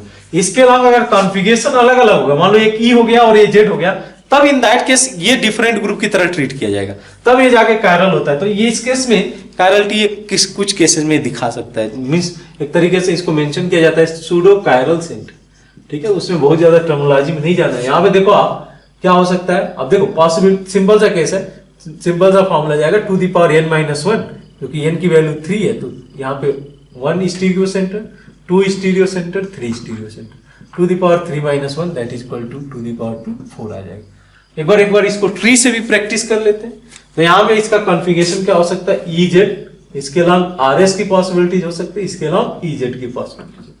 ठीक है, अब ट्री बनाओ आप, EZ फर्दर ब्रेक किया तो ERR हो गया, ERS हो गया, यही तो करोगे ना, ES हो गया, इसको फर्दर कर दो ERE और EZR। मैं वो पॉसिबिलिटी ऐसे ही बढ़ते जा रहा हूं, ERZ, वैसे ही इसको कर दो ESE और ESZ, यही तो होगा। इसको फर्दर करो ZR ZS फर्दर किया गया, जो है वाइफ्रैक्टेड, तो ZRZ ZRE, इसको कर दो तो SZRSE और ये हो जाएगा ZSZ। यही पॉसिबिलिटीज है। अब देखो इसमें से कौन सा सेम है, कौन सा सेम है, तो ERZ कहीं आपको ZRE देखने को मिलेगा। मॉलिक्यूल सिमेट्रिकल है तो इसको कैंसिल आउट करना पड़ेगा ZRE को। ERZ और ZRE तो सेम हो गए ना, वैसे ही आप कंसीडर करो इसको ESZ, तो हो जाएगा ZSC, ये दोनों सेम हो गए। लेकिन 4 क्यों आया, 6 पिछले केस में आया था, इसमें 4 ही क्यों आ रहा है? देखो मैंने बोला ये सूडो कायरल सेंटर है, तो जब स्केल ऑफ कॉन्फ़िगरेशन फिक्स हो गया ना, ई ग्रुप हो गया, तो स्केल ऑफ कायरलिटी का कोई मीनिंग नहीं रह जाता है।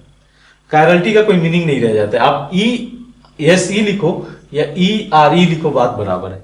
यानी कि इसमें से आपको एक को हटाना पड़ेगा। मैं ये बस ये बोल रहा हूं, ये आर एस का कोई मीनिंग नहीं रह जाता है जब हम लोग दोनों के मान लो इस डबल बॉन्ड का कॉन्फ़िगरेशन ही है, इसका भी ई हो गया, तो फिर इस कायरल सेंटर कहाँ रहा? ऐसा लग रहा है कि ये कायरल सेंटर होना चाहिए, बट वो कायरल सेंटर नहीं होगा, इसको हटा दिया जाएगा। सिमिलरली आप देखो कि जब ये ग्रुप सेम है, जेड आर जेड है, दोनों का कॉन्फ़िगरेशन जेड है, इसका भी जेड है, तो अब इसलिए इसके बीच का कोई मीनिंग नहीं बनता है, इसका मीनिंग नहीं बनता है। इसमें से आप एक हटा दो, एक हटा दो, तो बस कैसे, क्योंकि both are the same. Z इसका जब कोई कॉन्फ़िगरेशन का कोई मीनिंग नहीं है, तो जेड जेड ये भी जेड जेड कहलाएगा, ये ई कहलाएगा, ये भी ई कहलाएगा, तो बोथ आर द सेम। तो अब देखो कितने और हैं काउंट करने पे, 1 2 3, और यहां से आपको मिलेगा कौन सा केस, ये 4। तो टोटल नंबर ऑफ आइसोमर्स इस, समझ में आ रहा है बात? ठीक है, तो फार्मूला से भी अप्रोच करना है और ऐसे भी अप्रोच करना है आपको। मिरर इमेज है क्या कोई इसमें से? हाँ, एक मिरर इमेज हम लोग को दिख रहा है कि ई आर जेड का मिरर इमेज हो जाएगा आपका E S Z, E S Z एक एनान्सिमरिक पेयर है। और उसके अलावा जितने भी कंपाउंड है, जैसे हम लोग कंसीडर करें ई, इसको मैं गैप दिखा दे रहा हूं, E and Z gap Z, ये दोनों कंपाउंड क्या हो जाएंगे, डायस्टियोमर्स में काउंट हो जाएंगे। तो डायस्टियोमर में आ जाएगा 1 2 3, 1 2 3 आ जाएगा। ठीक है, ऐसा ही केस आपको कंसीडर करना पड़ेगा।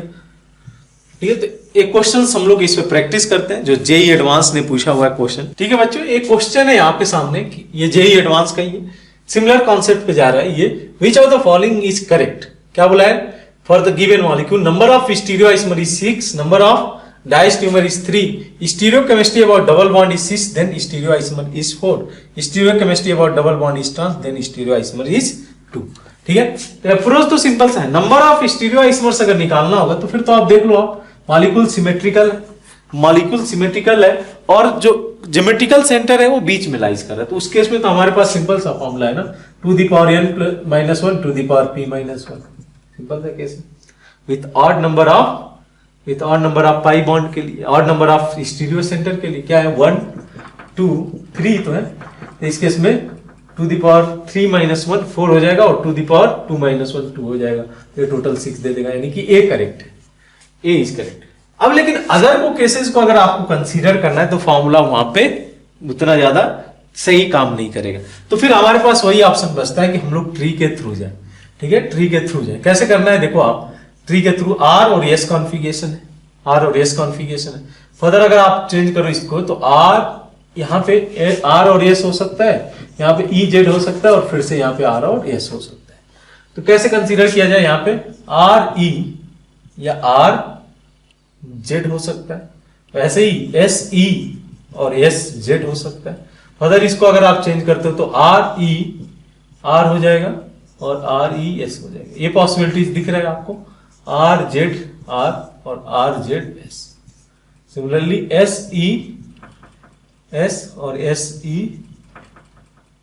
आर, एस जेड आर और एस जेड एस, ये केसेस बन के आएंगे। अब इसमें आपको करना क्या है कि जो सेम है उसको हटा दो, पहले उसी को हटा। तो आर ई एस है तो सिमेट्रिकल है, तो कहीं ना कहीं आपको एस ई आर भी दिखेगा, ये दिख गया, ये हटा दो। ऐसे ही आर जेड आर तो ठीक है, एस जेड एस की बात करें तो कहीं पे आपको आर जेड एस की बात करें तो एस जेड आर भी होगा, एस जेड आर ये हो गया। तो ये केसेस हटा दो। अब आपके सामने 1 2 3 4 5 6 नंबर ऑफ आइसोमर्स है, कोई इसमें रिपीट नहीं कर रहा है, कोई इसमें रिपीट नहीं करेगा। 6 ये वाला रिपीटिंग है, ये वाला रिपीटिंग यूनिट था, बिकॉज दोनों सेम, दोनों साइड से सेम हो जाएगा ना।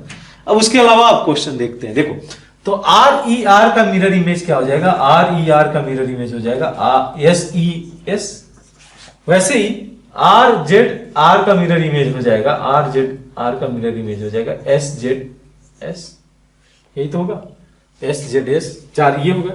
उसके अलावा समझना आप बात को, उसके अलावा जब यहां पे हम लोगों ने कंसीडर किया आर जेड एस और आर ई एस, ये दोनों ऑप्टिकली इनेक्टिव कंपाउंड है, ये मिरर इमेज नहीं है, या ऑप्टिकली इनेक्टिव कंपाउंड है, क्योंकि एक का आर कॉन्फ़िगरेशन है और एक का एस कॉन्फ़िगरेशन है, एक का आर कॉन्फ़िगरेशन है और एक का एस कॉन्फ़िगरेशन। तो नंबर ऑफ डायस्टीमर की बात करें तो कितना हो जाएगा 1 2 3 4। 4 इज द नंबर ऑफ डायस्टीमर, यानी कि ये गलत हो जाएगा, 3 दिया हुआ है इन्होंने। अब बोला है कि if the stereochemistry about double bond is 6, if the stereochemistry about the double bond is 6, then number of isomers is 4। ये सही है क्या? देखो आप, अगर यहाँ इसके अलॉन्ग 6 रख दिया जाए, यानी कि ई रख दिया जाए, तो नंबर ऑफ आइसोमर्स कितने आएंगे इस केस के? नंबर ऑफ आइसोमर्स इज 3 आ रहे हैं। उसके अलावा क्या बोला इन्होंने कि if the stereochemistry about double bond trans is stereoisomer is 2, number of stereoisomer, ये 3 था, सॉरी ये क्वेश्चन में 3 था, इज 3। देख लो, तो अगर मैं कॉन्फ़िगरेशन इस डबल बॉन्ड के अलॉन्ग जेड कंसीडर करूं, ये हो जाएगा 1, एक 2 हो जाएगा और एक 3 हो जाएगा। 3 आएंगे सिस के साथ में और 3 आएंगे ट्रांस के साथ में भी, 3 आएंगे सिस के साथ में, यानी कि ये भी आपका करेक्ट हो जाएगा। अगर 3 दिया हुआ है तो ये भी करेक्ट हो जाएगा। तो इस केस में आंसर हो जाएगा ए और डी। देख सकते हो ऐसे किस तरीके से आसानी से क्वेश्चन अप्रोच किया जा सकता है। वैसे तो आप फॉर्मूला याद रख के जाते तो ऑप्शन ये कर पाते हैं, अदर ऑप्शन अगर करना होगा तो आपको इस तरीके से ट्री बना के देखना होगा। सिंपल सा ट्री है, आपको बस देखना है कौन सा स्ट्रक्चर सेम हो गया। अदरवाइज ड्रॉ करने जाओगे 6 स्ट्रक्चर, वो भी किया जा सकता है, बट वो टाइम टेकिंग प्रोसेस होगा। इसको आप नोट डाउन कर लो, फिर हम लोग केसेस देखते हैं जिस तरीके से जेईई एडवांस ने प्रीवियस ईयर्स में क्वेश्चंस पूछे हैं, उस टाइप के क्वेश्चन पे वर्क करते हैं। अगर हम लोग जेईई के क्वेश्चंस की बात करें तो इन दैट केस आपको क्या देखने को मिलता है, ना तो उसमें फॉर्मुलेज वैलिड होते हैं, ना हम लोग का स्टीरियोआइसोमरिक ट्री वैलिड होते हैं। उस केस में फिर एक ही रास्ता बचता है कि आप उसको ड्रॉ करो। ठीक है, जैसे आप क्वेश्चन देखना, ये अराउंड 2009 में क्वेश्चन ये पूछा गया था। क्वेश्चन क्या पूछा है, ये देखिए question, draw all possible cyclic isomers of C5H10, ठीक है, C5H10। इसके लिए all possible cyclic isomers draw करना। तो सिंपल सा केस है, C5H10 के केस में ड्यू कितना हो जाएगा, ड्यू हो जाएगा 1। आप जिस तरीके से अप्रोच स्ट्रक्चरल आइसोमरीज के लिए रखे थे वैसे यहां पे भी रखना है। बस ये ध्यान में रखना है कि जो हम लोगों ने स्ट्रक्चरल आइसोमरीज जनरेट किया था उसमें कहीं पे भी ऑप्टिकल या ज्योमेट्रिकल आइसोमरीज देखा जा सकता है कि नहीं। तो due equal to 1 means 1 ring, बोला गया कि साइक्लिक ही होगा। तो अब स्टार्ट कर दो 1 by 1। पहले तो 5 मेंबर रिंग बनेगा, 5 कार्बन का रिंग बनेगा, फिर 4 कार्बन रिंग को देखने को मिलेगा, 4 carbon with 1 methyl group, 3 carbon with ethyl group, ऐसा केस हो सकता है। Similarly 3 carbon with 2 methyl group same carbon. और क्या पॉसिबिलिटीज है, इसको ब्रेक कर दो। अब जब मिथाइल को ब्रेक करोगे ना तो इसका कॉन्फ़िगरेशन, अब यहां से कॉन्फ़िगरेशनल आइसोमर्स भी जनरेट होंगे। जैसे यहां पे CH3H है, ये इसका सिस कॉन्फ़िगरेशन। सिमिलरली इसका ट्रांस कॉन्फ़िगरेशन होगा, हो जाएगा कुछ लाइक दिस SCH3। अब हम लोग को पता है कि यहाँ पे जो ट्रांसफॉर्म है ना, ये तो सिस हो गया, ये ऑप्टिकली इनएक्टिव है। क्यों है? Because of the plane of symmetry optically inactive है। लेकिन इसकी बात करें ट्रांसफॉर्म का, तो ये ऑप्टिकली एक्टिव है, यानी कि इसका मिरर इमेज भी कंसीडर करना पड़ेगा। इस केस में मिरर इमेज भी कंसीडर करना पड़ेगा आपको HCH3। ठीक है, तो टोटल नंबर ऑफ आइसोमर्स की बात करें तो ये 1 हो जाएगा, 2 हो जाएगा, 3 4 5 6 7 विल बी करेक्ट आंसर। तो जिस तरीके से आपने स्ट्रक्चरल आइसोमर्स बनाया था वैसे ही बनाओ। बस ये देख लेना कि कहां पे हम लोग ज्योमेट्रिकल या स्टीरियो आइसोमरीज कहां पे देखा जा सकता है। ठीक है, ऐसे ही क्वेश्चन एक और बार पूछा गया था कि draw all possible isomers of C4H8। जब ऑल पॉसिबल बोल देना तो हम लोग को स्टीरियो भी इंक्लूड करना होगा। तो C4H8 में क्या आ रहा है, ड्यू। C4H8 में ड्यू आ रहा है इसका 1, या तो 1 रिंग हो सकता है या 1 पाई बॉन्ड हो सकता है। यही कैसा है, पहले रिंग वाला कंसीडर किया जाए तो 4 मेंबर रिंग एक बन जाएगा, वैसे ही 3 मेंबर का रिंग बन जाएगा। और कोई पॉसिबिलिटी है इसमें, कोई भी कायरल या ज्योमेट्रिकल आइसोमरीज नहीं दिखाएगा, ऑप्टिकल या ज्योमेट्रिकल आइसोमरीज नहीं शो करेगा। अब बात करते हैं इस चेन आइसोमर्स की, यानी कि ओपन चेन का। तो डबल बॉन्ड ऐसे हो सकता है, इसमें भी हम लोग स्टीरियो आइसोमरीज नहीं देख सकते, इसमें देखा जा सकता है। इस डबल बॉन्ड के अलॉन्ग सिस और ट्रांस की पॉसिबिलिटीज है। सिमिलरली अगर मैं और केस कंसीडर करूं लाइक दिस, इसको फर्दर ब्रेक कर लिया जाए, हम लोग क्या कर रहे थे, ब्रेक करते जा रहे थे कार्बन चेन को, यही केस हो गया। तो 1 2 3 इसके सिस और ट्रांस 2 पॉसिबिलिटीज होंगे तो 2 काउंट करे जाएंगे, तो 3 4 5 6 total number of isomers is 6 और कोई पॉसिबिलिटी नहीं। तो देखिए अब रिसेंट एक प्रॉब्लम पूछा गया 2019 में, ये तो 9 का प्रॉब्लम है, 2019 में भी बहुत 10 साल बाद कुछ चेंज नहीं हुआ है। क्वेश्चन क्या था, draw all possible cyclic isomers, draw all possible cyclic ether. पहले आप एक बार ट्राई करना इसको वीडियो पॉज करके, अब करेक्ट आंसर तक पहुंचना। Cyclic ether with molecular formula C4H8O, with molecular formula C4H8। तो ड्यू अगर आप कैलकुलेट करते 1 और साइक्लिक बोला ही है इन्होंने, ठीक है। तो अब अगर आप देखते जाओगे ध्यान से, अगर ड्रॉ करोगे तो गलती नहीं होगी। जनरली इसमें बच्चों के यही गलती रहता है, यही शिकायत होता है कि एक स्ट्रक्चर मिस हो जाता है। वो स्ट्रक्चर मिस नहीं होगा अगर केयरफुली आप ड्रॉ कर रहे हो तो। जैसे अप्रोच है वैसे ही फॉलो करो। सबसे लॉन्गेस्ट चेन को पहले आप ड्रॉ करो, यानी कि 5 मेंबर चेन को आपने पहले ड्रॉ कर दिया, ठीक है। वैसे ही फिर 4 मेंबर चेन के लिए जाओ। 4 member cyclic ether means oxygen cyclic ring में ही प्रेजेंट होगा। तो यहां पे अगर मिथाइल ग्रुप अटैच करा दूं तो कायरल नहीं होगा। लेकिन अगर मिथाइल ग्रुप को थोड़ा शिफ्ट किया जाए यहां पे इस पोजीशन पे, ठीक है, तो ये सेंटर कायरल हो जाएगा। अब कायरल है तो इन दैट केस आर और एस दोनों देखा जा सकता है, आर प्लस एस देखा जा सकता है। और कोई पॉसिबिलिटीज है इस केस में नहीं है। अब 3 में चला जाए, 3 मेंबर कार्बन के साथ में, तो ये हो गया। यहां पे आप इथाइल ग्रुप लगा सकते हो ऐसे, और उसी तरीके से मिथाइल, 2 मिथाइल लगा दो। अभी भी कायरल सेंटर है क्या? हाँ, ये ध्यान देना, कायरल सेंटर आपको भूल के नहीं जाना, ये कायरल सेंटर है। देख लो आप 4 डिफरेंट ग्रुप अटैच है कि नहीं, तो यहाँ पे भी आर और एस दो पाएंगे। अब इस केस में कोई कायरल सेंटर बन के आ रहा है, नहीं आ रहा है, तो इस केस में नहीं देखने को मिलेगा। अब आते हैं मेन केस में, ये वाला, जिसमें क्या है, दोनों CH3 अगर अप द प्लेन रखते हो तो सिस फॉर्म हो गया, this is the cis form. इसमें चूंकि प्लेन ऑफ सिमेट्री है तो ये आपको आइसोमरीज नहीं शो करेगा, स्टीरियो आइसोमरीज नहीं शो करेगा, मतलब ऑप्टिकल आइसोमरीज नहीं शो करेगा। बट अगर इसके ट्रांस आइसोमर्स की बात करें, अगर इसके ट्रांस आइसोमर्स की बात करें तो कुछ ऐसे दिखेगा, CH3 above the plane, CH3 down the plane, और इसी का मिरर इमेज अगर हम लोग कंसीडर करें like this, CH3 H H CH3 और यहाँ पे ऑक्सीजन, ये पॉसिबिलिटीज है। और तो कुछ मुझे नहीं दिख रहा है। तो 1 2 3 4 5 6 7 8 9 10 10 is correct iso, 10 is the number of iso. तो इसी टाइप के क्वेश्चन आपसे पूछे गए, इसी टाइप के क्वेश्चन वो फ्रीक्वेंटली पूछे हुए। नेक्स्ट देखते हैं एक और सेक्शन जिसमें कि क्वेश्चंस इससे भी फ्रीक्वेंटली पूछे जाते हैं, दैट इज ऑन मोनोक्लोरिनेशन। जो नंबर ऑफ प्रोडक्ट बन के आते हैं उससे क्वेश्चन फ्रीक्वेंटली पूछे जाते हैं। हम लोगों ने स्ट्रक्चरल आइसोमरीज में प्रैक्टिस किया था, यहाँ पे स्टीरियो को भी इन्होंने इंक्लूड कर दिया, ठीक है। तो हर केस में क्या करना है आपको, मैं क्वेश्चन पहले ही लिख देता हूं। हम लोग को फाइंड करना है number of isomers including stereo isomers, ठीक है, number of isomers and number of fraction, इस केस के लिए fraction obtain on fractional distillation.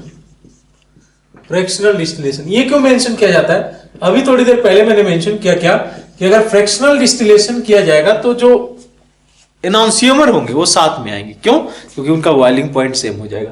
तो भी क्वेश्चन पूछ दिया जाता है कि नंबर ऑफ आइसोमर्स पता करो और number of fraction which is going to obtain on the fractional distillation. किस केस के लिए? मान लो यहां पे आपने ये केस कंसीडर किया, इसका आपने क्लोरीनेशन कराया, how many product will form इस केस में, how many product can form and number of fraction will obtain on the fractional distillation। इस टाइप के क्वेश्चन फ्रीक्वेंटली आजकल पूछे जाते हैं। देखो क्लोरीनेशन कहां कराया जा सकता है, ये आपने पहले भी देखा था, तो क्लोरीनेशन मैं यहां पे करा सकता हूं, but it is not going to generate any new chiral center. तो इस केस में एक ही फ्रैक्शन आएगा, ठीक है, एक आइसोमर्स आएगा। मैं ऐसे लिख देता हूं, आइसोमर्स कितने आएंगे, फ्रैक्शन कितने आएंगे, तो फ्रैक्शन भी 1 आएगा, आइसोमर भी 1 आएगा, दोनों चीजें 1 आएंगी, ऐसे लिख दिया जाए, फ्रैक्शन भी 1 आएगा। अच्छा, पदर यहां पे क्लोरीनेशन करा दो, इस पॉइंट पे क्लोरीनेशन करा दो, कोई कायरल सेंटर, हाँ बिल्कुल ये कायरल सेंटर। तो इस केस में 2 प्रोडक्ट आएंगे। जब कायरल सेंटर फॉर्म करेगा तो रैसिक मिक्सचर ही फॉर्म करेगा। ये हम लोग नोट में लिख लेंगे यहां पे बाद में कि if product generate chiral centre, product have chiral centre, या product generate new chiral centre, product generate new chiral centre, then it will be racemic mixture। अगर नया कायरल सेंटर जनरेट हो रहा है तो इन दैट केस ये racemic mixture, then it will form racemic mixture, यानी कि उसमें दोनों कॉन्फ़िगरेशन होंगे, जैसे यहाँ पे आर भी होगा और एस भी होगा, इसका आर कॉन्फ़िगरेशन भी होगा और एस भी होगा, then it will form racemic mixture. ये समझ में आ रहा है? ये अगर नया आइसोमर जनरेट किया, नया कायरल सेंटर जनरेट किया, तभी मैं बात कर रहा हूं रैसमिक मिक्सचर। जब एक कायरल सेंटर होगा उसी एक केस के लिए, एक से ज्यादा होगा तो वो देखा जाएगा डायस्टीमर्स आता है क्या आएगा, वो केस अलग से होगा। बट नया कायरल सेंटर जनरेट हो रहा है तो in that case it will form racemic mixture. ये स्टेटमेंट वैलिड है for one chiral centre only, और वन कायरल सेंटर ओनली। आगे केस में और एक से ज्यादा आ रहा है तो और भी पॉसिबिलिटीज है, रैसमिक मिक्सचर की जगह पे और भी पॉसिबिलिटी आ सकती है।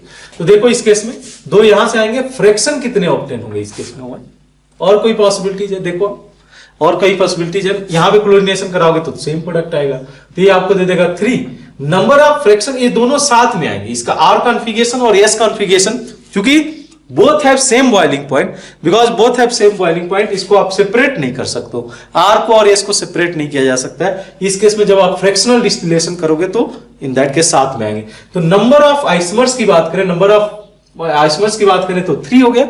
नंबर ऑफ फ्रैक्शन की बात करें which is going to obtain on the fractional distillation, that will be 2। ठीक है, थोड़ा सा और मॉडिफिकेशन करता हूं क्वेश्चन में, इस केस को कंसीडर करना, अप्रोच ऐसे ही जाना चाहिए आपका, आइसोमर्स एक साइड में, फ्रैक्शन उस साइड में। ठीक है, क्लोरीनेशन करा के हम लोग देखना चाह रहे हैं कि कितने नंबर ऑफ आइसोमर्स जनरेट होंगे। ठीक है, देखा जाए अप्रोच, तो 1 by 1 सेंटर चूज करते जाओ जहां पे क्लोरीनेशन कराया जा सकता है।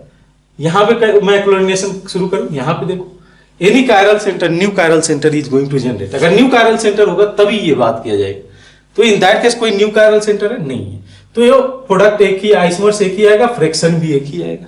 अच्छा, ये बात हुई। अब क्लोरीनेशन को थोड़ा सा चेंज करते हैं, यहां पे कराया जा सकता है। तो ये अब आपके सामने कायरल सेंटर है, this is your chiral centre. अगर ये कायरल सेंटर है तो फ्रैक्शन कितने ऑब्टेन होंगे, इस केस में 2 ये आएंगे और फ्रैक्शन कितने आ जाएगा 1। इसके अलावा आर और एस दोनों पॉसिबल होंगे। उसके अलावा देखना और क्या चेंजेस किया जा सकता है इस केस में, और क्या क्लोरीनेशन यहां भी मैं करा सकता हूं, बिल्कुल एनी न्यू कायरल सेंटर नहीं है, तो ये 1 हो जाएगा, ये भी 1 हो जाएगा, और एक जगह बच गया, एक और जगह हम लोग क्लोरीनेशन करा सकते हैं like this, any new chiral centre, any new chiral centre नहीं होगा, नया कायरल सेंटर नहीं जनरेट हो रहा है ना, यहां पे रिएक्शन से कायरल सेंटर थोड़े जनरेट होगा। और इसके अलावा तो हम लोग पहले से ही मेंशन किए थे, ठीक है, पहले से ही मेंशन किए थे, तो कितना हो जाएगा इस केस में, देखो आप 1 + 2 3, देखो अब हुआ क्या कि देखो इस केस में जब आप यहां पे क्लोरीनेशन कराओगे तो ये नया कायरल सेंटर जनरेट होगा। इसके अलावा आर और एस की पॉसिबिलिटीज है, आर और एस की पॉसिबिलिटीज है, तो 2 यहां से भी आइसोमर्स हो जाएंगे, फ्रिक्शन इसका 1 आएगा। तो अगर पूछा जाए कि how many isomers is possible on the monochlorination of this, that is isopentane, तो 6 हो जाएगा। Number of fraction which is going to obtain on the fractional distillation, that will be 4। और थोड़े से क्वेश्चन किए जाए, एक दो और टाइप के क्वेश्चन करते हैं लाइक दिस। एक और क्वेश्चन देख लेते हैं, ये केस देखना है, वही सेम कहानी हम लोग को पता करना है, number of isomers, number of fraction which is going to obtain on the fractional distillation। तो 1 by 1 क्लोरीनेशन कराते जाओ, ऑन द क्लोरीनेशन कितने फ्रैक्शन जनरेट होंगे। ठीक है, तो ये क्वेश्चन पूछ दिया जाता है फ्रीक्वेंटली, ये आस्क क्वेश्चन है। जैसे क्लोरीनेशन में यहां से स्टार्ट करता हूं, कोई नया कायरल सेंटर जनरेट होगा क्या मॉलिक्यूल में, ये तो कायरल होगा नहीं, 2 ग्रुप सेम है, तो इस केस में आइसोमर भी एक आएगा, फ्रैक्शन भी 1 आएगा। ठीक है, आइसोमर्स भी एक आएगा, फ्रैक्शन भी 1 आएगा। फर्दर इसको क्लोरीनेशन करा के देखते हैं और भी पोजीशन पे, जैसे इस क्लोरीनेशन को आप यहां पे करा दो, इस पोजीशन, कोई नया कायरल सेंटर, हाँ ये कायरल सेंटर हो गया, तो अगर ये कायरल सेंटर होगा तो 2 आइसोमर्स जनरेट होंगे, फ्रैक्शन कितना जनरेट होगा, फिर 1 फ्रैक्शन तो एक ही आएगा। जो भी रैसमिक मिक्सचर होगा, रैसमिक मिक्सचर एक साथ ही आते हैं ऑन द फ्रैक्शनल डिस्टिलेशन, ये समझ में आना चाहिए आपको। देन इसको यहाँ पे क्लोरीनेशन कराया जाए, any new isomers we are going to obtain, new isomer कोई मिलेगा यहाँ पे नहीं। ठीक है, यहाँ पे क्लोरीनेशन कराते हैं, क्या हो जाएगा, कायरल सेंटर है क्या, नहीं है, कायरल सेंटर नहीं है, तो एक यहाँ से आ जाएगा और एक यहाँ पे आ जाएगा। फर्दर करें इस केस में, फर्दर क्लोरीनेशन करा के देखें, इस वाले पोजीशन पे करते हैं, इस वाले पोजीशन पे करते हैं। अब इस केस में देखो तो ये हो जाएगा 1 2 कायरल सेंटर है ना, टू द पावर 2, ये हो जाएगा 4। क्योंकि ये भी तो कायरल सेंटर, नया कायरल सेंटर ही कंसीडर किया जाएगा। और नंबर ऑफ आइसोमर्स कितने जनरेट होंगे ऑन द फ्रैक्शनल डिस्टिलेशन। देखो यहां पे क्या होगा, फ्रैक्शनल डिस्टिलेशन में कितने आएंगे, क्योंकि यहां पे मिरर इमेज वाला रिलेशन रखेगा, 2 मिरर इमेज होंगे, एनान्सिमेरिक रिलेशन रखेगा और 2 डायस्टेरिक रिलेशन रखेगा, तो यहां से 2 आपको फ्रैक्शन मिलेंगे। टोटल नंबर ऑफ आइसोमर्स कितने होंगे, 1 3 4 और 4 8 हो गए। और टोटल नंबर ऑफ फ्रैक्शन कितने ऑब्टेन हो गए on the fractional distillation, that is equal to 1 2 3 और 2 5। ठीक है, ऐसे क्वेश्चन बनाए जा सकते हैं इजीली। इस टाइप के क्वेश्चन कहीं कहीं पे देखना कि वो पहले से ही कॉन्फ़िगरेशन फिक्स करके रखता है। अगर यहाँ पे पहले से कॉन्फ़िगरेशन कुछ फिक्स करके रखता तब इन दैट केस कोई दिक्कत नहीं थी। यहाँ पे कॉन्फ़िगरेशन फिक्स नहीं है तो दोनों हम लोग कंसीडर कर रहे हैं। कहीं कहीं पे कॉन्फ़िगरेशन फिक्स कर देगा तो इन दैट केस या हो जाएगा। ठीक है, तो और भी हम लोग इस टाइप के क्वेश्चन प्रैक्टिस करेंगे थ्रू द असाइनमेंट सीट। उसमें असाइनमेंट सीट में कुछ और भी क्वेश्चन मैंने ऐसे रखे हुए हैं तो उसको प्रैक्टिस करेंगे। यहीं पे हम लोग फिनिश करते हैं अपना जो स्टीरियो आइसोमेरिज का चैप्टर है। आई होप कि आपने ये चैप्टर एंजॉय किया होगा। कुछ चीजें हैं जो विजुअलाइज करके ही समझी जा सकते हैं, प्रैक्टिस करके ही समझी जा सकती है। ठीक है, थैंक यू।